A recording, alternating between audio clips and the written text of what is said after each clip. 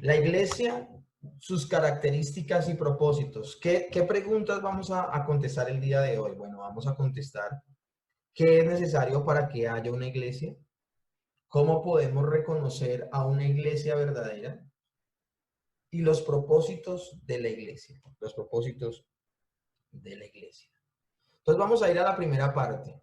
Las características distintivas de una iglesia. ¿Qué hace entonces? Acá viene la pregunta. ¿Qué hace que una iglesia sea una iglesia verdadera? ¿Qué es necesario para ser una iglesia verdadera? ¿Y puede un grupo de personas que afirman ser creyentes llegar a ser tan distintos a lo que una iglesia debería ser que ya no se deberían llamar iglesia?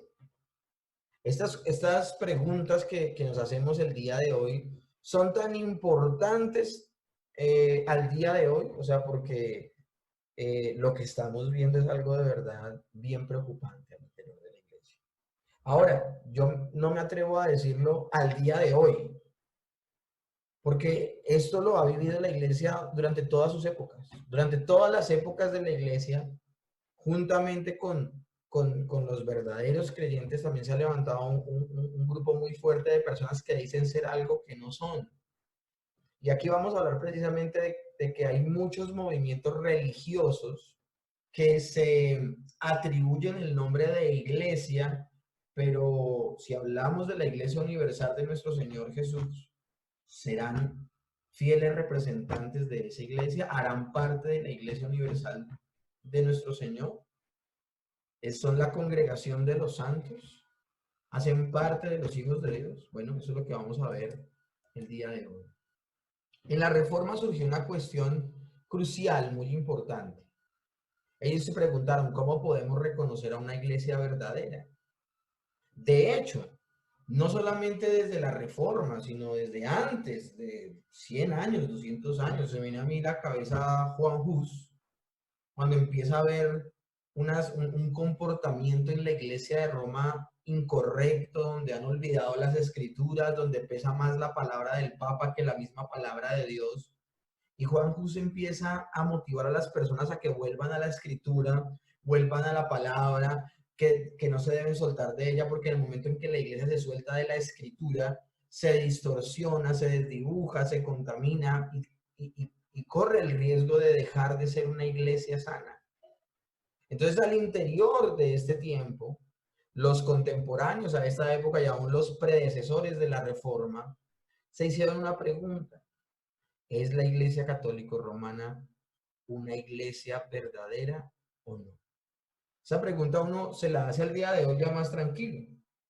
Pero en ese momento, cuando era la única iglesia que existía, ellos sencillamente buscaban, por ejemplo, Martín Lutero buscaba que la iglesia volviera a las prácticas correctas. No buscaba armar otra iglesia, solo existía una. Él sencillamente buscara que la iglesia como tal, esa iglesia que se había contaminado, dejara esas prácticas que no estaban descritas en la palabra de Dios y volvieran a la fidelidad de la escritura, ya como el Señor había dicho que se hacían las cosas. Entonces, empieza a formarse la idea de que deben haber unas marcas que resaltan y que demuestran que una iglesia es verdadera o que no lo es. Las características distintivas entonces que nos llevan a reconocer una verdadera iglesia son puntuales y son necesarias que nosotros las conozcamos para que podamos saber en qué lugar estamos. Vuelvo y repito, en los primeros siglos de la iglesia cristiana hubo escasa controversia. Estamos hablando del siglo primero, del siglo segundo, del siglo tercero. En estos primeros siglos, en la iglesia cristiana hubo poca controversia, escasa controversia en cuanto a lo que era una verdadera iglesia o no. Había solo una iglesia en todo el mundo. Y la iglesia visible por todo el mundo era la iglesia católica. El término católico significa la iglesia universal. Esta iglesia tenía obispos, tenía ministros locales, tenía lugares de reunión a los que todos podían venir. Y de hecho, en esa iglesia, estamos hablando del siglo primero, segundo, tercero, cualquier hereje que era hallado al interior de la iglesia y estaba en un serio error doctrinal, simplemente se le excluía. Pongamos el ejemplo. esta gran controversia que hubo de Atanasio con Arrio, donde Arrio decía que no existía tal cosa como la Trinidad, que el Espíritu Santo no era Dios, que Jesús no era Dios. Y este problema tan fuerte doctrinal al interior de la iglesia, donde tenemos a un Arrio, que era una persona que hablaba de manera muy docta, era todo un sofista, es una cosa impresionante. Pero cómo con los argumentos escriturales y el respaldo de Dios, Atanasio defiende la posición de la, de la Trinidad y se convierte en una doctrina fundamental. El término Trinidad no aparece en la Escritura, es un término teológico, no es un término bíblico, pero el fenómeno de la Trinidad sí aparece registrado en muchas partes de las Escrituras. Nosotros vemos cómo la Trinidad afecta directamente el plan de salvación, como una es la labor del Padre, es la labor del Hijo, es la labor del Espíritu Santo, y vemos aún en la redención, en cuántas cosas, en cuántos aspectos vemos la economía, la subordinación de estas tres personas maravillosas, donde el Padre es el que planea, el Hijo es el que ejecuta y el Espíritu Santo el que aplica, que es innegable esta verdad. Bueno, esa única iglesia que existía, que era la iglesia católica, la iglesia universal, en ese momento era definida como la verdadera iglesia y aún se defendía a sí misma de herejes o de errores doctrinales que se puedan levantar al mismo interior de la iglesia. Pero lastimosamente la iglesia no se quedó en el siglo IV, en el siglo V. Se empezó a contaminar, la iglesia empezó a practicar algo que se llama la doctrina ex cátedra y empezaron a hacer doctrina, a inventarse doctrina los mismos líderes de la iglesia. Esta figura del Papa y con los obispos y cardenales, toda la gente que va por debajo, empezaron a apartarse poco a poco de las escrituras hasta que la iglesia entró y se sumió en una gran oscuridad. En la Reforma, entonces surgió una cuestión crucial. ¿Cómo podemos reconocer a una iglesia verdadera? ¿Es la iglesia católica romana una iglesia verdadera o no? Ahora, esto fue con el paso del tiempo. Eso no fue que Lutero hizo las 95 tesis y ya estaba diciendo esta es la verdadera iglesia. No. Él empezó a cuestionar mucho a la iglesia y ser muy duro con la única iglesia que él conocía y que les aseguro que él no quería desertar de la iglesia. Él quería era reformar la iglesia. Pero lastimosamente las puertas le fueron cerradas. El clérigo de la iglesia de Roma no estaba interesado en un debate teológico, ni mucho menos en pensarse cambiar las cosas que ya habían establecido. Y lo que hacen es echar a Lutero de la iglesia romana. Y con todo esto los reformadores, al no ver que al interior de esta iglesia se puede tener una fe verdadera, una fe bíblica, una religión real, entonces abandonan la iglesia y empiezan no la búsqueda, sino ellos entienden que son parte de la verdadera iglesia y que la verdadera iglesia tiene ciertas marcas distintivas que demuestran que es verdadera iglesia. Entonces, a fin de responder a esa cuestión, se hizo necesario distinguir lo que eran las marcas de una verdadera iglesia, las características distintivas que nos llevan a reconocerla como una verdadera iglesia. Entonces, lo primero que tenemos que tener en cuenta es que la Biblia nos habla de iglesias falsas. Esto no es un secreto al interior de las Escrituras. Hay asambleas religiosas falsas. Por ejemplo, en Apocalipsis 2:9. Yo conozco tus obras y tu tribulación y tu pobreza. El Señor le está hablando a una iglesia en particular. Conozco tu pobreza, pero que eres rico. Y también conozco la blasfemia de los que se dicen ser judíos y no lo son, sino sinagoga de Satanás. Era una iglesia donde al interior de ella había gente que no estaba depositando correctamente su confianza en el Señor Jesucristo. Acá está nombrando el Señor en Apocalipsis a los judíos que rechazaban a Cristo como su Salvador. Y también vemos en 1 Corintios 10:20. Ahora, rechazar a Cristo como nuestro Salvador y autodenominarnos iglesia del Señor, eso es una contradicción. Porque la piedra angular de la iglesia, ¿quién es? Cristo. 1 Corintios 10:20 dice, antes digo que lo que los gentiles sacrifican, a los demonios lo sacrifican y no a Dios. y no quiero que vosotros os hagáis partícipes de los demonios. Entonces, al interior de la escritura es fácilmente identificable las iglesias, entre comillas, que no son la iglesia del Señor.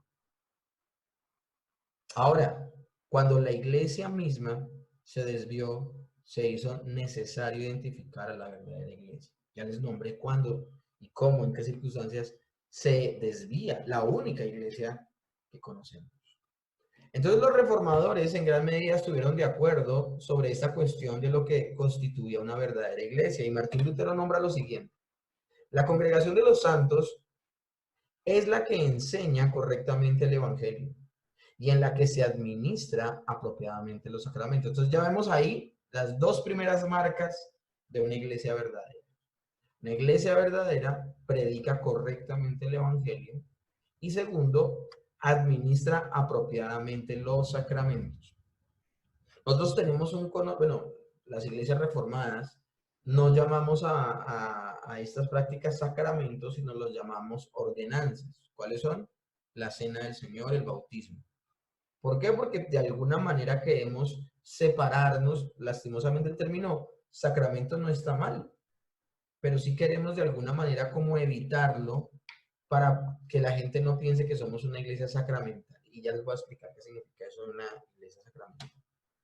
Juan Calvino, por su parte, decía, y concediendo completamente con Lutero, decía: donde quiera que vemos la palabra de Dios predicada en su pureza y oída, y los sacramentos administrados conforme a la institución de Cristo, allí no se debe dudar, existe la iglesia de Dios. Entonces los reformadores ya empezaron a mostrar dos características fundamentales, dos marcas importantísimas que debe tener una iglesia que es verdadera.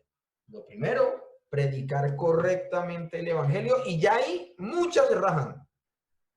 Y segundo, administrar correctamente los sacramentos. Alguien diría, bueno, pues esto es obvio de administrar los sacramentos correctamente. Bueno, pues no es tan obvio. Estamos en una época peligrosa, decía el apóstol Pablo, vendrán épocas peligrosas, decía él a Timoteo. Estamos en una época peligrosa. Estamos en épocas tan peligrosas hablando de los sacramentos o las ordenanzas, como el bautismo y la cena del Señor. Estamos en épocas tan peligrosas de tanta apostolitis y de tantos profetas de pacotilla, que conozco el caso de una iglesia en Bogotá muy numerosa, que afecta a cientos, y podría decir sin exagerar, miles de iglesias en el mundo, porque esta iglesia tiene una de las convenciones más numerosas en todo Colombia que se realizan. Y el pastor de esta iglesia le dio un día por modificar la forma de bautizar. Y ya la forma de bautizar no era sumergiendo a la persona una vez y que una vez saliera del agua representando la muerte, la única muerte y resurrección del Señor Jesús, sino que puso a toda la iglesia a sumergirse 7 veces y a salir. Y cada vez que se sumergía y salía, tenía que gritar algo para su liberación. Cambió por completo el concepto del bautismo que estableció el mismo Señor Jesucristo. Ya uno viendo ese tipo de cosas, uno se da cuenta que ese lugar es una secta. Y eso lo está diciendo la iglesia histórica y lo dice la escritura. Ahorita lo vamos a ver leyendo textos de la Biblia. Nadie puede cambiar las ordenanzas o los sacramentos. Nadie puede decir, es que el Señor me reveló cierto tipo de cosas y la vamos a practicar de una manera diferente. No, eso no se puede hacer. Entonces son dos marcas importantes. Vuelvo y repito, predicar correctamente el evangelio, la palabra de Dios en su pureza y ser oída de esa manera, o sea, sin ser de alguna manera matizada. Y lo segundo es practicar correctamente, administrar los sacramentos correctamente. Entonces Calvino habla de predicación pura y oída. Y Lutero habla de predicación correcta. ¿Qué es eso de predicación pura y oída? Predicación pura habla de cómo predica el pastor. Y oída es que haya aceptación de esa palabra. Muchas veces a algunos pastores nos han sacado de ciertos escenarios porque predicamos tan bíblicamente que a los oyentes no les gusta y terminan sacándonos de espacios. Entonces es importante esto. Una iglesia verdadera no solamente predica la palabra de Dios de manera pura y fiel, sino que las personas que la constituyen aman que se les predique de esa manera. Por su parte, Lutero hablaba de una predicación correcta. Ahora, Calvino y Lutero hablaban de administrar apropiadamente los sacramentos u ordenanzas. En este caso, vuelvo y repito, la cena del Señor, el bautismo. En el desarrollo de la iglesia reformada se añadió una tercera marca de la iglesia, y es el ejercicio correcto de la disciplina eclesiástica. La Confesión de Fe belga de los Países Bajos dice lo siguiente, el artículo 29. Las marcas por las cuales se conoce la iglesia visible son estas. Si en ella se predica la doctrina pura del Evangelio, si mantiene pura la administración de los sacramentos tal como han sido instituidos por Cristo, si se ejerce disciplina eclesiástica castigando el pecado, de esta manera se puede conocer a la verdadera iglesia, de la cual nadie tiene el derecho de separarse, Entonces, esta última marca, disciplina eclesiástica, habla de que la iglesia, siguiendo el consejo del Señor, esto está descrito maravillosamente, mis hermanos, les recomiendo que ojalá lo puedan ver. Últimamente he estado predicando Mateo capítulo 18 y en Mateo capítulo 18 el Señor habla de la disciplina eclesiástica. Es un discurso maravilloso, o sea, ¿qué discursos los que salen en el Evangelio de Mateo? Y en particular esta es la disciplina eclesiástica. El Señor le enseña a la iglesia cómo regularse a sí misma en el pecado. El creyente tiene la responsabilidad de estar con la asistencia del Espíritu Santo, velando por su proceso de santificación, pero también el creyente debe tener ojos abiertos para ver qué hermano al interior de la iglesia puede estar pecando, desagradando a Dios y con un poco de levadura leudar toda la masa y poderle reconvenir a solas o con dos o tres o finalmente con toda la iglesia. Y si finalmente esta persona no escucha ni a la persona en particular, ni a los dos o tres, ni a la iglesia en general, debe decírsele que se vaya de la iglesia porque pues, no quiere renunciar a ese estilo de vida pecaminoso que va en contradicción a su confesión de fe de ser cristiano. Esta también se vuelve una señal importantísima al interior de una iglesia verdadera, porque una iglesia verdadera vela por la santidad al interior de ella. Entonces esto es importante. Estamos viendo un fenómeno el día de hoy en las iglesias contemporáneas. Vemos o que practican mal la disciplina eclesiástica, así como practican también mal los sacramentos u ordenanzas. Y todo esto sucede porque no predican correctamente la palabra. Miren cómo esto se convierte en una bola de nieve. No tener una interpretación correcta de las escrituras, una interpretación libre donde la gente sencillamente lee lo que le parece y no es pura la manera de leer la escritura y de predicarla, hace que la aplicación de los sacramentos y de todo en general al interior de la iglesia cambie. Y en eso se ve afectado tanto los sacramentos como la disciplina eclesiástica. Entonces tenemos iglesias que practican pésimamente la disciplina eclesiástica.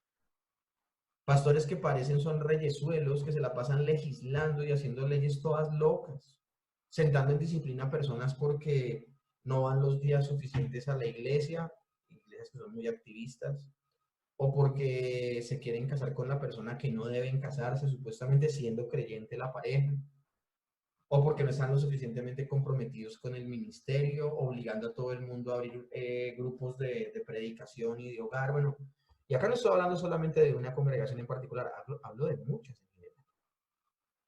Ponen en disciplina a las personas por cualquier cosa, porque ellos dicen es que Dios me muestra que tu corazón no está bien, cuando entendemos claramente, aún por el principio de iglesia visible e invisible, que solo el único que conoce el corazón del hombre es Dios. Y dejan a las personas en disciplina de manera eterna, años allí sin solucionarle su situación, la gente se siente rechazada, o sea, increíble lo que pasa. Pero también tenemos iglesias donde tienen completamente descuidada la disciplina y donde las personas pueden hacer cualquier tipo de vejámenes y no hay un pastor con los pantalones y el celo de Dios que para estas personas y las confronte. Ahora, lo que vemos en Mateo 18 es que no solo el pastor, sino que cualquier persona de la iglesia, en amor, misericordia, con paciencia, mansedumbre, pero con el celo de Dios, debe llamar la atención a alguien que encuentre en pecado, si no, sería partícipe de esos actos malos. Entonces se vuelve en una tercera marca la disciplina eclesiástica muy importante al interior de la iglesia. En contraste, el concepto que tenían los reformadores respecto a las marcas de una iglesia, la posición católico-romana ha sido que la iglesia visible que descendió de Pedro y los apóstoles es la verdadera iglesia. O sea, por más corrompida que esté la iglesia por haber tenido sucesión apostólica es la iglesia del Señor. Esto es falso. Eso es completamente falso, mis hermanos. La sucesión apostólica no es de personas. No es que el Papa sea el sucesor de Pedro, sino que la sucesión apostólica viene de que perseveramos en las enseñanzas que los apóstoles dieron. La sucesión apostólica no es de personas, sino de la verdad enseñada por los apóstoles. La mejor manera de honrar a los apóstoles es poder tener la misma doctrina que ellos predicaron, escribieron y enseñaron, porque el Señor dijo eso, que perseveráramos en la doctrina de los apóstoles. Efesios 2:20 dice, es edificado sobre el fundamento de los apóstoles y profetas, siendo la principal piedra de ángulo Jesucristo mismo.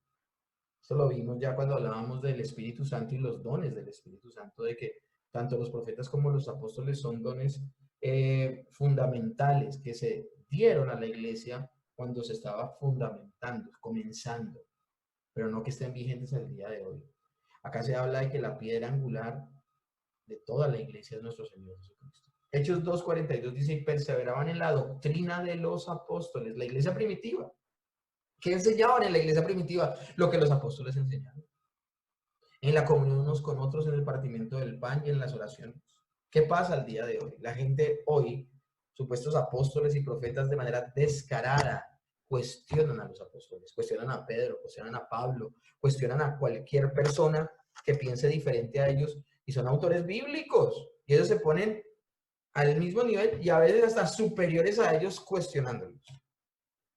Y primera de Juan 1, del 1 al 4 dice, lo que era desde el principio, lo que hemos oído, lo que hemos visto con nuestros ojos, lo que hemos contemplado y palpado con nuestras manos tocante al verbo de vida, porque la vida fue manifestada y la hemos visto y testificado y os anunciamos la vida eterna, la cual estaba con el Padre y se nos manifestó. Lo que hemos visto y oído, eso os anunciamos, para que también vosotros tengáis comunión con nosotros. Y nuestra comunión verdadera es con el Padre y con su Hijo Jesucristo. Estas cosas os escribimos para que vuestro gozo sea cumplido. Aquí vemos en varios pasajes que la iglesia está llamada a perseverar en la doctrina de los apóstoles. Dice Juan Calvino, para la iglesia no hay nada tan inconsecuente como organizar su régimen basado en la sucesión de personas, descuidando la verdad. Eso lo dijo él en la Institución de la Religión Cristiana, su libro, una de las primeras teologías sistemáticas que hubo. Para la iglesia no hay nada tan inconsecuente como organizar su régimen basado en la sucesión de personas y descuidando la verdad. De hecho, es una contradicción completa decir que el Papa es el sucesor de Pedro, pero que no aplique nada de lo que enseñó Pedro. Para mí eso tan, mejor dicho, lo lees y quedas aterrado. ¿De qué sirve la sucesión de padres a hijos si no hay un tenor y conformidad continuo de nuestra, que demuestren de verdad que los sucesores siguen a sus predecesores? Si no la siguen, es decir, si no siguen la verdad de sus predecesores, es necesario que los que se desviaron del origen sean privados de todo honor, a menos que se quiera dar el título y autoridad de la iglesia a una sinagoga hipócrita y malvada como la que había en tiempos de Jesucristo, que se excusaban en que Caifás había sido sucedido a un gran número de buenos sacerdotes cuya sucesión había permanecido ininterrumpida desde Aarón. Me llama la atención esto, ¿de qué sirve la sucesión de padres a hijos si no hay un tenor y conformidad continuos que demuestren de verdad que los sucesores siguen a sus predecesores? Los judíos y sus sumos sacerdotes estaban perdidos por rechazar a Cristo. Y toda la escritura señala a Cristo. Los profetas y los apóstoles señalaban a Cristo, a Cristo, a Cristo. Ese fue el plan de redención del Padre. ¿Cómo pueden decir personas que son sucesores de personas como los profetas y los apóstoles si van en contravía a lo que ellos enseñaron? Esto es una completa incoherencia, una completa contradicción. Entonces, hagamos un pequeño resumen. La primera marca de la iglesia es la correcta predicación de la palabra de Dios. Es decir, la correcta predicación del evangelio. Porque si no se predica la palabra de Dios, sino simplemente falsas doctrinas o doctrinas de hombres, entonces no hay verdadera iglesia. O sea, apague y vámonos. Miren lo importante que es enseñar bien a la iglesia. La praxis de una iglesia será correcta si su ortodoxia es buena. Su ortopraxis será correcta. Gálatas 1:6 dice, estoy maravillado de que tan pronto os hayáis alejado del que os llamó por la gracia de Cristo para seguir un evangelio diferente. Más adelante dice, no es que haya otro evangelio, pero cuando se habla de un evangelio diferente, se está hablando de un evangelio falso. Y la palabra, cuando tú estudias el libro de Gálatas y estudias lo que en griego significa la palabra maravillado, es cómo quedó impactado, anonadado, completamente estupefacto el apóstol Pablo al ver que los Gálatas, que lo han recibido con tanto amor, con tanta misericordia, porque Pablo llega enfermo a Galacia, ellos nunca dudan que él viene de parte de Dios. ¿Cómo luego se infiltran al interior de la iglesia de Galacia judaizantes que empiezan a seducirlos de que la gracia no es suficiente, sino que tienen que volver a la ley? Y esta gente se estaba dejando seducir. Por eso él dice, estoy maravillado de que tan pronto os hayáis alejado del que os llamó por la gracia de Cristo para seguir un evangelio diferente.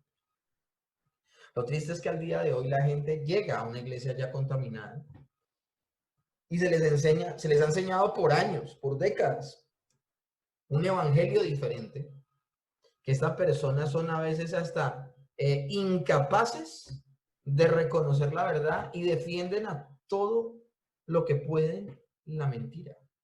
La única manera en que pueden salir de esa mentira es que los ilumine el Señor Jesucristo. Pero ¿cómo los va a iluminar si nadie les predica la verdadera palabra de Dios? A veces hay gente que me dice, no, pero es que yo no me meto en debates, yo no hablo con personas. Bueno, quédate con tu diplomacia, quédate con tu prudencia, pero esas personas 7 días a la semana están comiendo falso evangelio. Tendrán la oportunidad de escuchar el verdadero evangelio cuando hablan conmigo. Hay gente que dice, no, pues que el Señor les dé otra, que alguna vez les llegue una predicación, que alguna vez... No, nosotros tenemos que hacer nuestra parte. Prediquemos el evangelio correcto. Hay muchas congregaciones con miles de personas en sus sillas que se les predica un evangelio diferente. Y esas personas no tienen esperanza en lugares así. Hay que abrir la boca y hay que predicar la verdadera palabra de Dios. Segunda de Corintios 11, del 3 al 4 dice, pero temo que como la serpiente con astucia engañó a Eva, vuestros sentidos sean de alguna manera extraviados de la sincera fidelidad a Cristo. Porque si viene alguno predicando a otro Jesús, miren eso tan impresionante, porque si viene alguno predicando a otro Jesús, es que el nombre Jesús no es el que tiene poder. Hay gente que dice el nombre Jesús, Jesús, Jesús, 1000 veces en su predicación, pero su predicación no es bíblica, porque predican a otro Jesús. Porque si viene alguno predicando a otro Jesús que el que os hemos predicado, o si recibéis otro espíritu que el que habéis recibido, u otro evangelio que el que habéis aceptado, bien lo toleráis. La verdadera iglesia no tolera la falsa doctrina. No lo tolera. Y hay gente que escucha eso y le parece completamente exagerado. Y hay gente que escucha eso y dice que nosotros los reformados somos unos intensos y somos unas personas, ya mejor dicho, que nos volvemos canzonas con el tema bíblico. Bueno, esos son los supuestos creyentes que se levantan al día de hoy, donde no ven la importancia de la sana palabra de Dios en su conversión y en su proceso de cristianismo, sino que piensan que son otras cosas más importantes que la misma palabra de Dios. Hermanos, ¿qué más importante que predicar correctamente la palabra de Dios? Bien decían los reformadores, sola escritura, sola escritura. Juan 8:31-32 dice: dijo entonces Jesús a los judíos que habían creído en él: si vosotros permaneciereis en mi palabra, seréis verdaderamente mis discípulos y conoceréis la verdad, y la verdad os hará libres. Pasajes como estos, la gente cita el verso 32 solamente: y conoceréis la verdad, y la verdad os hará libres. Bueno, ¿cómo yo conozco la verdad? ¿Cómo yo conozco la verdad? Conozco la verdad cuando permanezco en la palabra del Señor. Cuando permanezco en la palabra del Señor. El verso 47 del mismo capítulo 8 de Juan: el que es de Dios, las palabras de Dios oye. Por esto no las oís vosotros, porque no sois de Dios. En ese capítulo el Señor le va a decir a los judíos que ellos son hijos del diablo. Una persona a la que yo le predico la sana doctrina, y esto le suena como retener tiza en un tablero, o sea, no lo acepta, no la tolera, eso ya es una señal muy tremenda, porque la palabra de Dios solo haya cabida en las personas a las cuales Dios les ha abierto su corazón para oírla.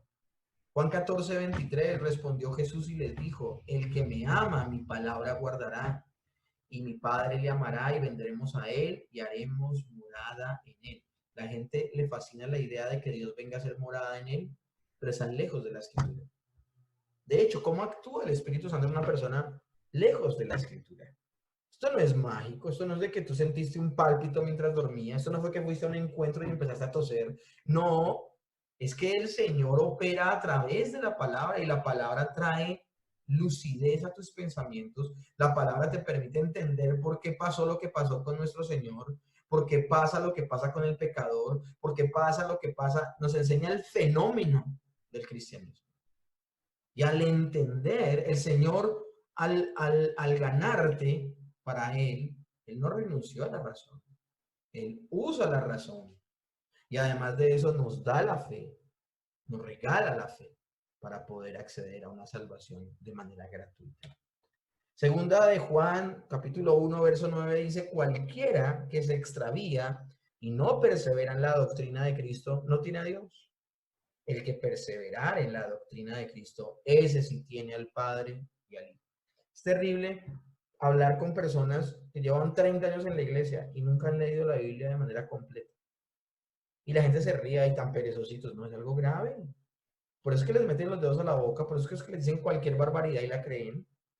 Por eso es que tenemos una iglesia infantil que creen un poco de bobadas y genera un poco de doctrina tonta, y no la que está basada en la palabra de Dios. No la que está basada en la palabra de Dios, porque la gente no es juiciosa.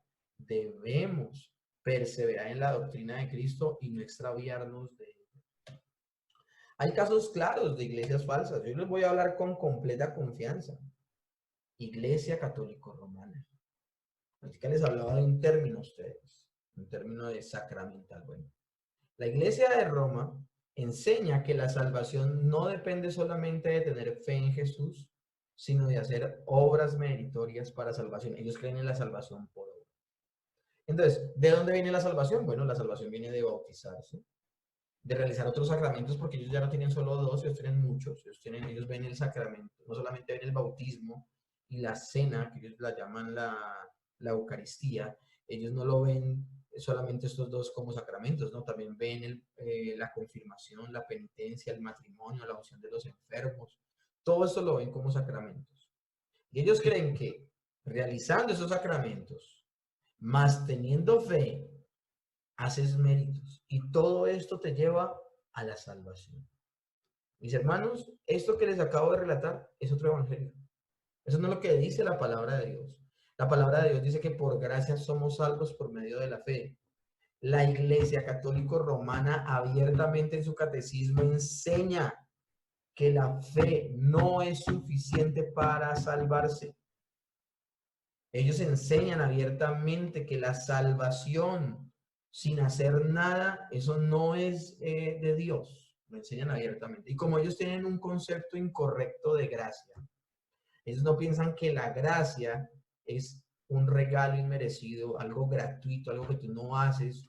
En la gracia no hay obras, así lo vemos los cristianos bíblicos. No, para ellos la gracia es algo que tú obtienes a través de méritos. Una contradicción completa. O sea, haciendo buenas obras obtienes gracia. Como ellos no pueden quitar el término gracia de la Biblia, entonces lo que hacen es que a través de méritos tú te ganas gracia, gracia suficiente para salvar. Gálatas 1, 8 al 9, nuevamente. Mas si aún uno de nosotros o un ángel del cielo os anunciare otro evangelio diferente del que hemos anunciado, sea anatema. El término anatema es digno de la ira de Dios. Como antes hemos dicho, también ahora lo repito, si alguno os predica un evangelio diferente del que habéis recibido, sea anatema. El mismo apóstol Pablo dice, cualquiera que venga a decirles otro evangelio que el que le hemos enseñado, así sea yo mismo, sea anatema. Otra iglesia, entre comillas, se autodenomina así, pero que es una falsa iglesia, que es una secta, es la iglesia de Jesucristo de los santos de los últimos días, los mormones. Ellos no sostienen ninguna doctrina fundamental respecto a la salvación o a la persona de Dios o a la persona y obra de Cristo. Y por esa razón es una iglesia claramente falsa. No cuenta con nada de la doctrina fundamental. El Padre, el Hijo, son dioses separados. Los hombres dignos pueden llegar a ser dioses también como ellos, según los mormones. El Espíritu Santo es una influencia que emana de Dios, pero no una persona, la llaman la luz de Cristo. El hombre es exaltado a la divinidad por medio de sus obras y obtiene la salvación precisamente por esos méritos. Ahora, estoy nombrando aquí pocas cosas de muchas prácticas incorrectas que ellos tienen, pero es que son muchas, y es un revuelto. Ahora, supuestamente la iglesia de los mormones nace porque su fundador tiene una visión con un ángel, y este ángel le da una nueva revelación. Lo que precisamente está diciendo aquí el apóstol Pablo, mas si aún nosotros o un ángel del cielo os anunciare otro evangelio diferente, sea anatema. Creo que ese pasaje se le olvidó a este señor. Los testigos de Jehová. Los testigos de Jehová, Dios es una sola persona.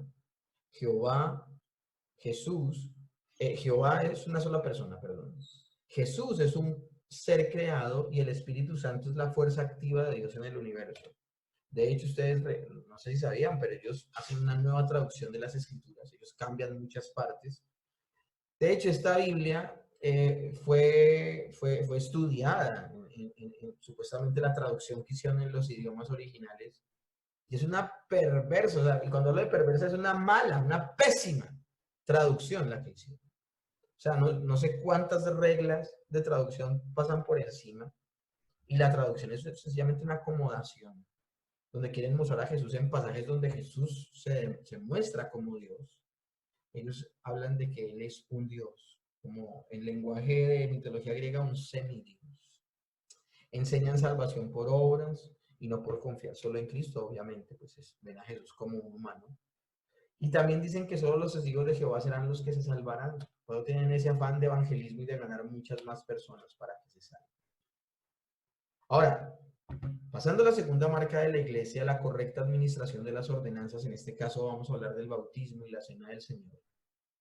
Se indicó según la noción católico-romana que la gracia que salva viene mediante los sacramentos. Miren, la gracia que salva, supuestamente la gracia es un regalo inmerecido, no tienes que hacer nada para hacerlo. Bueno, eso lo entienden diferente los católicos.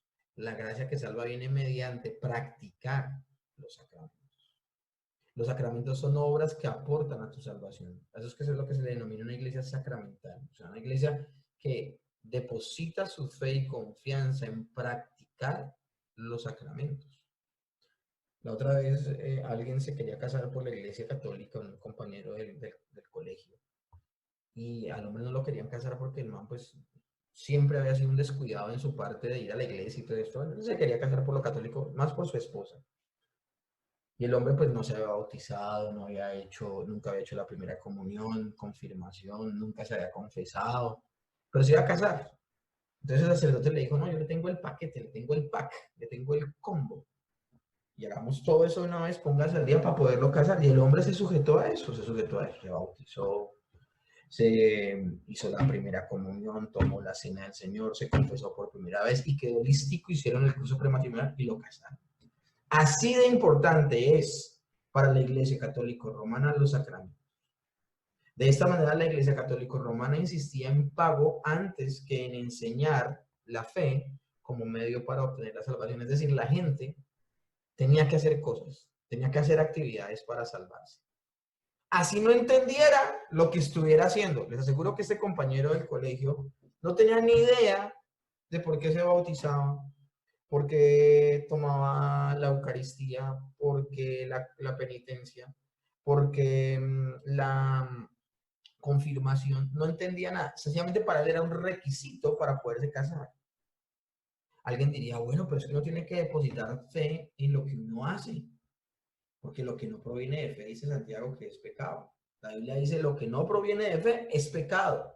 Bueno, en la Iglesia Católica Romana los sacramentos son ex opera operato. ¿Eso qué significa? Que los sacramentos no necesitan, los sacramentos en sí mismos tienen poder, supuestamente.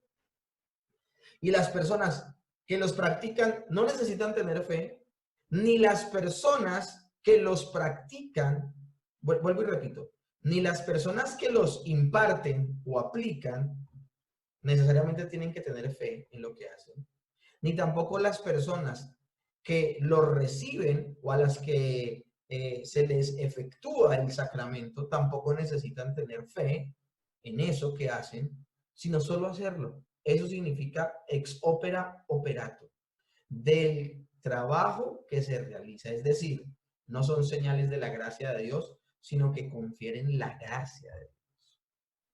Y acá yo voy a terminar la idea. Esto es interesante, pero completamente herético. Miren lo que pasó cuando vinieron los españoles aquí a América. Cogían un poco de indiecitos, los amarraban del cuello y los llevaban a bautizarse con una totuma en el río y ya eran cristianos. Ya son cristianos por bautizarlos. El indio ni sabía lo que estaban haciendo con él, pero ya eran cristianos. ¿Por qué? Porque ellos creen que el mismo sacramento como tal tiene el poder de otorgarle gracia a ese ignorante y lo puede salvar. Lo mismo hizo la iglesia de Roma en las cruzadas.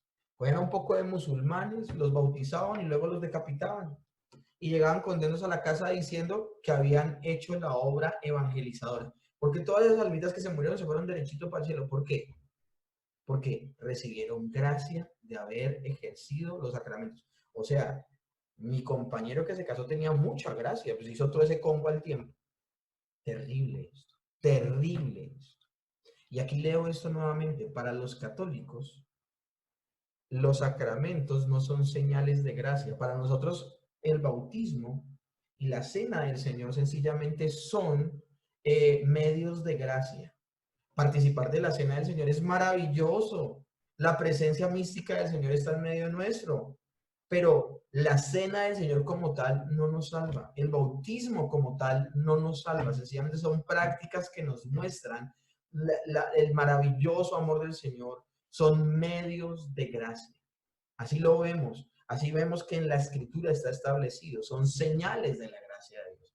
Más para el pueblo católico romano, los sacramentos confieren la gracia de Dios. Es decir, al practicarlos, recibes la gracia de Dios. Esto es gravísimo. Y la gente se vuelve entonces mística y no entiende la obra de Dios, porque no se dedican al estudio juicioso de la Escritura, sino a la práctica ignorante de ciertas actividades porque por sí mismas les confieren gracia.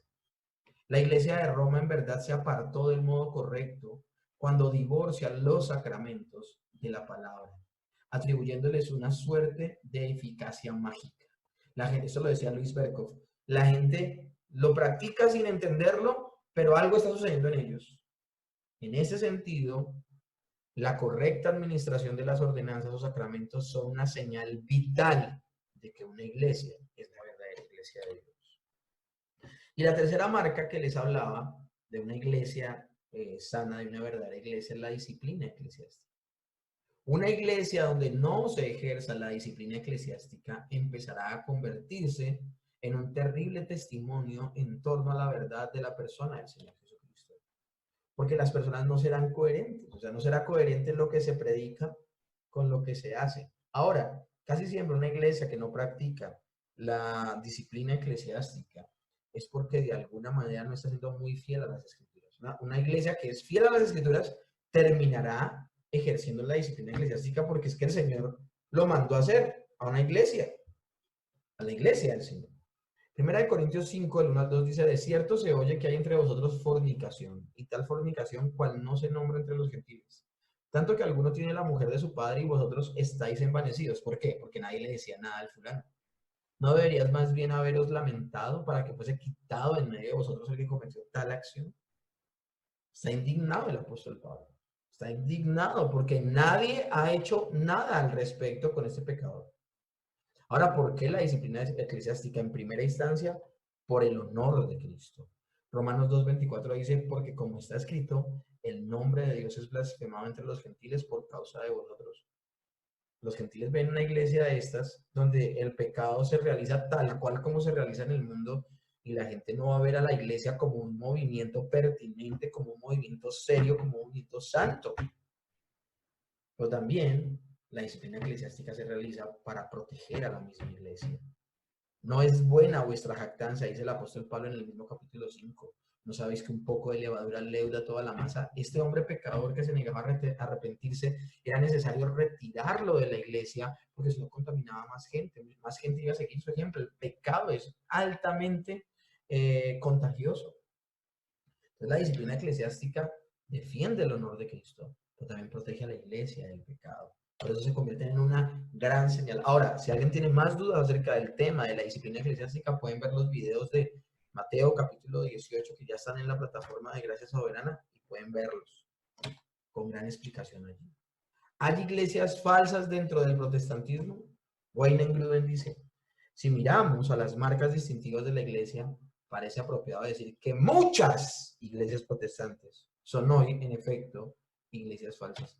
Si yo les hablo de un porcentaje, el porcentaje sería escandaloso, porque hay muchas iglesias que no tienen una sana doctrina, y por no tener una sana doctrina y por no tener en su corazón ser completamente ortodoxos con la escritura, en la práctica, en la ortopraxis, son completamente errados y están levantando un culto extraño. Donde haya una asamblea de personas que toman el nombre cristianos, pero enseñan a las personas que no pueden creer todo lo que la Biblia dice, ¿cómo podemos decir que es una iglesia verdadera? Vuelvo y repito, donde hay una asamblea de personas que se denominan, que se perciben como cristianos, pero que enseñan a esos cristianos que no pueden creer todo lo que la Biblia dice, ¿cómo podemos decir que esa es una iglesia verdadera? ¿Saben cuántas iglesias al día de hoy no creen en la inerrancia de las escrituras? ¿Cuántas iglesias no creen en la autoridad, en la infalibilidad de las escrituras? Muchas.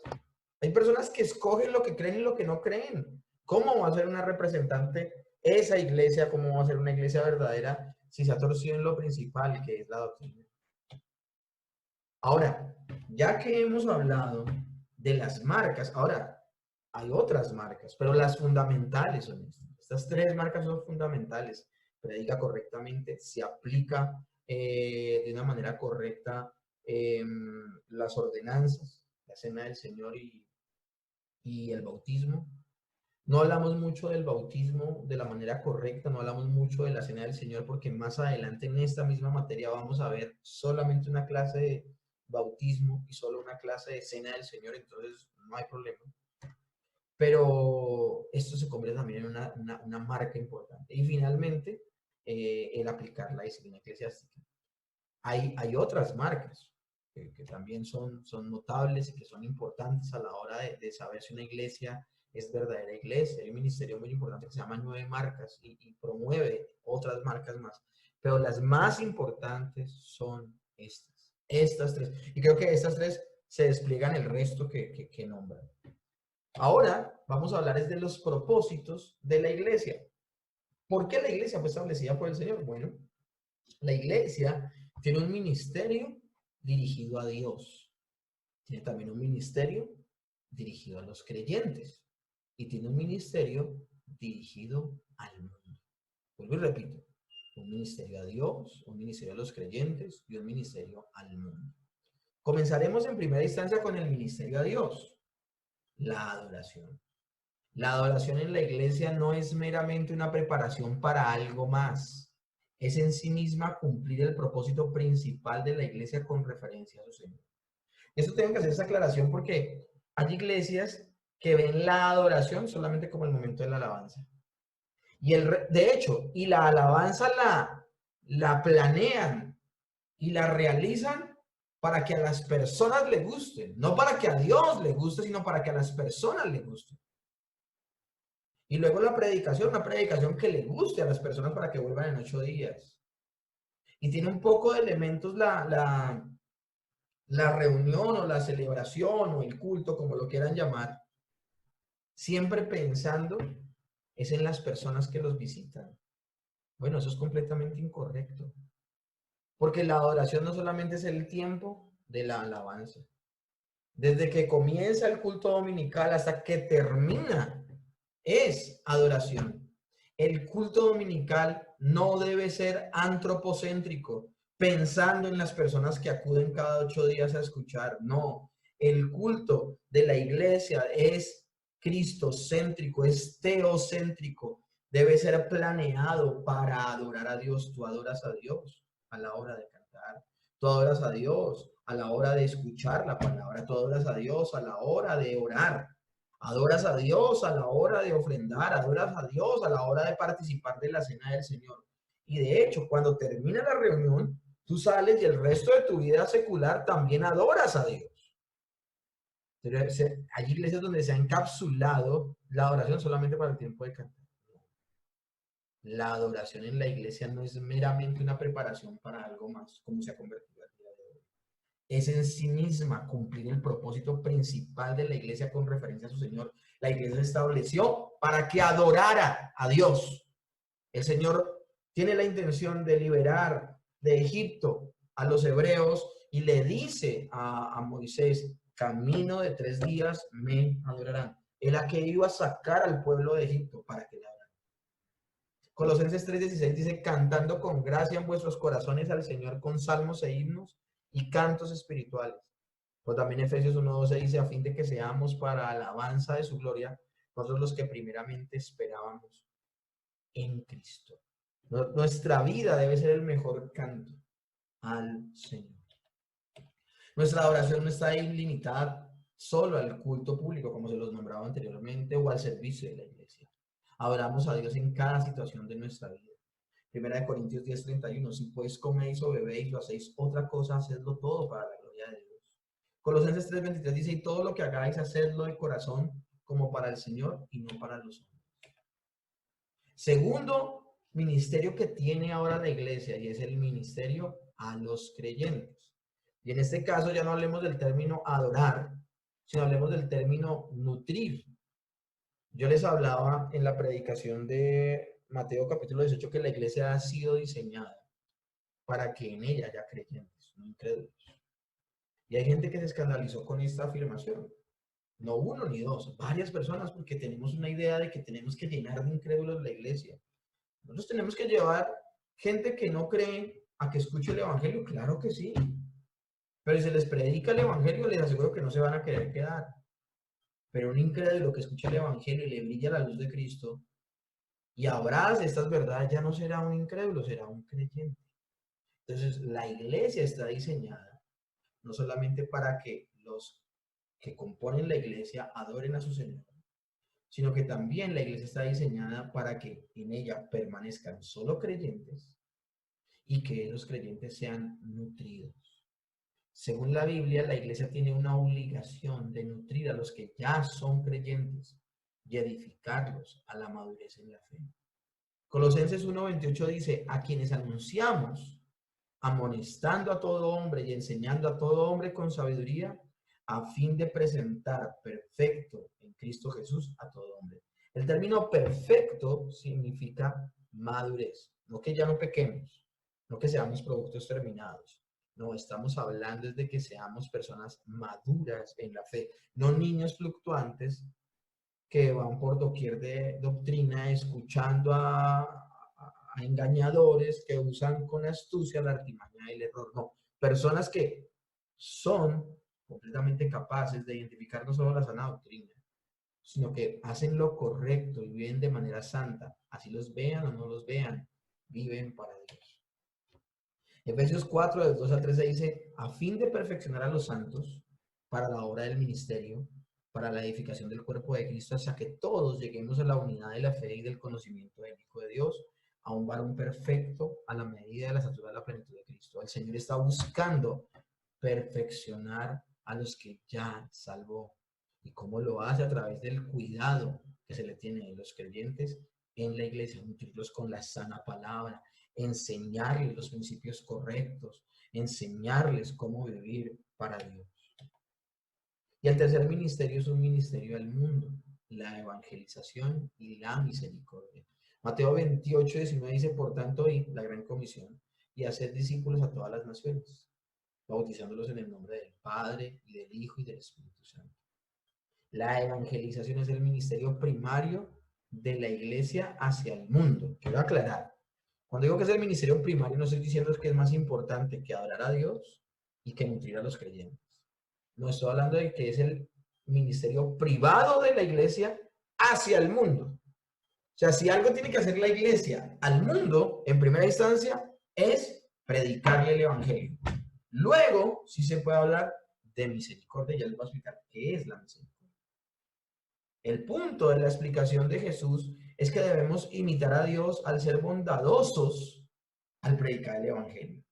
Pero al hablar de misericordia, que ya estamos hablando de acompañar el evangelio también con ayudar a los necesitados, seguimos el consejo de nuestro Señor Jesús al decir que debemos no solamente cuidar a las personas que son creyentes, sino también debemos ser bondadosos con los que han sido ingratos y malvados, los que se han olvidado de Dios. Ahora, cuando hablamos de el evangelismo enfocado a todo el mundo perdido, llevarles la palabra de Dios, que Cristo sea iluminado en sus vidas y dejen de ser incrédulos para volverse creyentes.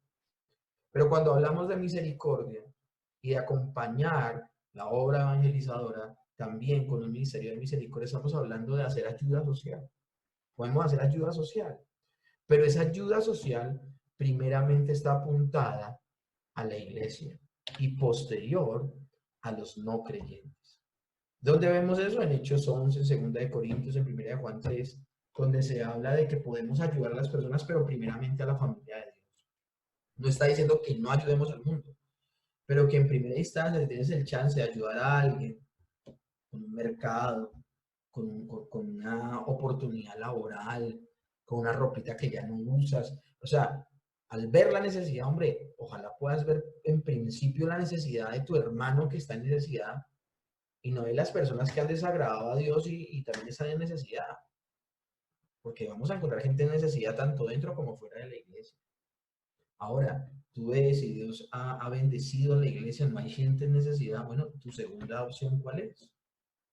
Los hermanos de otro país que pasaron por la casa y están necesitando de una ayuda, o las personas que en tu trabajo viste una persona que está en una necesidad tremenda y tú puedes ayudarle y la gente empieza a darse cuenta que no solamente es lo que tú predicas, sino lo que tú vives, lo que tú haces, que eres muy abierto. También abiertos a ayudar a los no creyentes, según lo dice Lucas 6. Bueno, ¿y cómo mantenemos el equilibrio en estos propósitos? ¿Cuál es el más importante? ¿Ministerio a Dios, ministerio a los creyentes, ministerio al mundo? ¿Podríamos descuidar alguno de estos tres como menos importante que los otros? Pues mis hermanos, el Señor en la Biblia ordena todos los tres propósitos de la iglesia y por esa razón no podemos descuidar ninguno de ellos. Ahora no desconocemos un fenómeno y es que una iglesia puede tener un fuerte en ciertos ministerios efectivos en esos tres aspectos. Hay iglesias que por los dones que se le han entregado a esa iglesia en particular, tendrán un enfoque más fuerte, por ejemplo, en el evangelismo, o tendrán un enfoque más fuerte en la parte de la enseñanza a las personas. Yo provengo de una iglesia donde su fuerte es la enseñanza, es una cosa brutal, espectacular, cómo se nos enseña y se nos edifica para que podamos madurar en la fe. Conozco otras iglesias bíblicas que su fuerte es el evangelismo, es ganar personas para Cristo. Entonces, es eso. No debemos descuidar ninguno, pero hay énfasis, hay enfoques y es válido. Los individuos son diferentes en la iglesia, por eso podrán poner una prioridad relativa en uno u otro de estos propósitos de la iglesia sin descuidar ninguno. Debido a que somos como un cuerpo con diversos dones espirituales o capacidades, es correcto que pongamos más énfasis en el cumplimiento de cierto propósito en la iglesia que está más estrechamente relacionado a los dones que se le han otorgado a esa iglesia particular, pero sin descuidar ninguno de los tres: ministerio a Dios, ministerio a los creyentes, ministerio al mundo. Ministerio a Dios, adoración. Ministerio al mundo, evangelismo. Ministerio a los creyentes, nutrir, edificar. Romanos 12, del 6 al 8 dice: de manera que teniendo diferentes dones, según la gracia que nos es dada, si el de profecía úsese conforme a la medida de fe, o de servicio en servir, o el que enseña en la enseñanza, o el que exhorta en la exhortación, o el que reparte con liberalidad, el que preside con solicitud, el que hace misericordia con alegría.